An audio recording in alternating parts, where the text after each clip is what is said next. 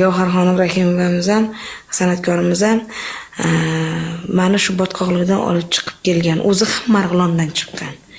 Mana shu konservatoriyaga olib kelib, Toshkentni ko'rsatib, Toshkentda katta shaharda yashashni o'rgatdi.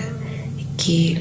Ana 2 yildan keyin men o'zim Gavharxonim Rahimova men o'sha uchilishini bitirib, kollejni bitirgandan keyin konservatoriyaga kelishimga sabab bo'lgan ayol. Aka-ukalarimdan olib chiqib ketgan meni. Chunki meni baribir turmushga chiqarib yuborardi u yerda. Bu O'zbekistonda 60 yilligiga bo'lgan. Mana. Yulduz Osmanova. 84 gод.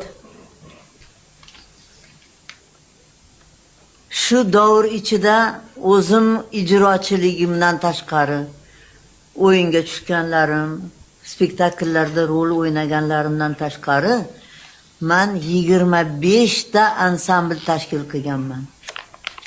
Bu Samarqand Zarafshon ansambli. Mana bu Zebo G'aniyeva nomidagi voyenniy ansambl. Bu ham frontchi brigadalar, mana bu ham voyenniylar. Mana bu hammasi frontga borgan shular. Mana bu Marg'ilon uchrashuvlar bo'lar edi.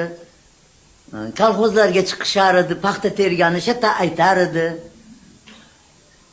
Muzikada oktava degan gap bor. Buni ovozi birinchi oktavani bomidan ikkinchi oktavani ovujigacha shunday diapazoni bor.